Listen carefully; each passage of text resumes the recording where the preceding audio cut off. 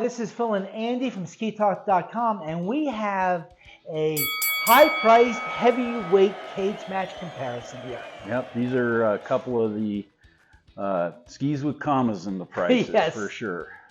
But we've got two skis here, both at 98 underfoot. We've got the Kästle MX98, dimensions on it of 137, 98, 120, with a 20.9 meter radius in a 178, against the Augment, and we're going to come back to the name on this, but the dimensions on the All Mountain 98, the AM98 are 138, 98, 120. We're talking 1 millimeter difference in the tip, 18 meter radius here in the 179, but two dramatically different feeling skis. Before we get into the attributes of these skis, name on the Augment here is where we'll get into some gray area, and this is going to be some TBD.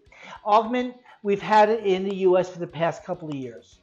Now, we've seen a new version of this ski coming up under VanDeer, Marcel Hirscher's brand, and they're also evolving into VanDeer RedBull. So coming for the 23 season, I'll be honest with you, I'm not sure what these skis are going to be named here in the US, but we're going to use the Augment AM98 as that point of reference. It's going to be the same ski. What the graphics and name on it are TBD. So, but getting into these two skis, Andy, I know we've both spent some time on both of them. I want to get your impressions first, then I'll get into mine. Well, they're both fairly stiff skis. The biggest difference that I noticed is the Augment has a lot more rise in the tip. Contact point way back here as compared to up here, but we've got a side cut that runs past that running surface here. So basically, these will give you a little more float in the deeper stuff sooner, but they can be put up on edge, and then you start working this entire edge, and they, between the stiffness of the ski and that longer running surface, once you get them up on edge, they carve really well too. And looking at the tail, the big difference in the tail, we've got some taper at the extremities here, where we've got almost a square raised tail over there. Right. So I think that's where that going from 18 to a 21 meter radius is where we're seeing that in that side cut of these two skis. These probably a little more comfortable on piste, on harder snow. These a little more accessible as you get into deeper, more chopped, even fresh snow. But there's no doubt that both of these are Charger skis. Yeah, no, absolutely. They're not for the lighter and intimidated skier. No, I definitely agree with you there.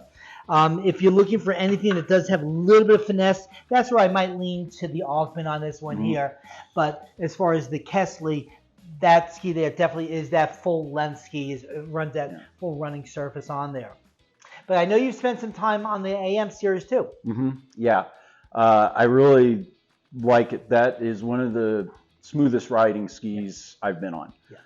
They're just so quiet in whatever conditions you're on. I can't find the speed limit on them, but that's not my thing. But I also know people who are better skiers than me who say the same thing. It's like these things are just glued to the snow. They just follow it so well. As a reminder, when we're doing a cage match, we're not saying one skier is better than the other. We're talking about both skis, and it helps you pick which one's going to be best for you and what you want in conditions. I mean, we've got kind of an unusual one here. I mean, the numbers are nearly identical, but these skis their characteristics on snow are so different. They almost both could coexist in the same quiver. I mean, the difference is really their personalities are just dramatically different. Going as far as my impressions on the Augment is, even though it does have a ton of early rise in that tip and some rise in the tail, you don't feel it. There's no noise. There's no tip flopping. There's no nervousness at that extremity. I mean, this ski here, just tip the ski over, it just comes around so well, and especially in mixed conditions. And Kästle, even running flat, back to the lift, there's no squirrely. You are running a relatively shorter length as you run them flat. They're not squirrely. They don't feel dicey at all. they're smooth going straight, they're smooth turning. Yeah, and I think that's one of the attributes that Kama brings to the ski is it's not that it's just a more expensive ski, it's the materials that they use and the construction that they use in it.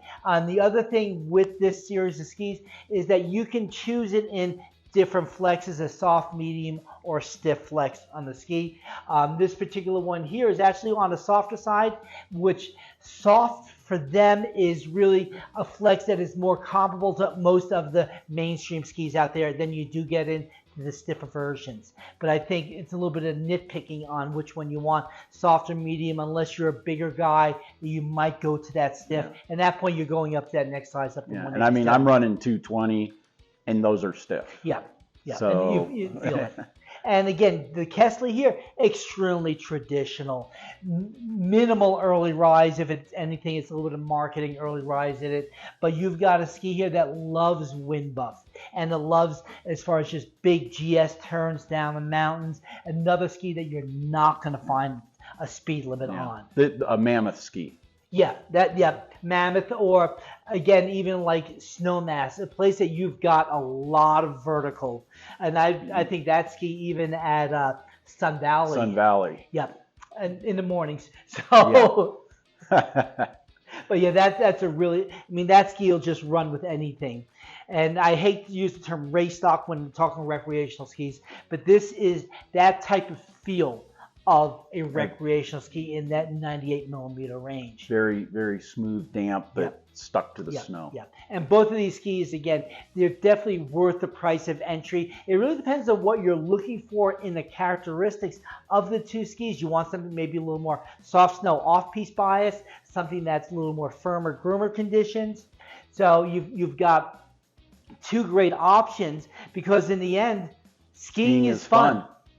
If you enjoyed this informative video, hit that bell, subscribe so that you'll stay up to date on the new videos, and check out SkiTalk.com for more ski-related content. Also, please follow SkiTalk.com on all of your social media channels. No scenes from Hot Tub Time Machine were reenacted during the production of this video.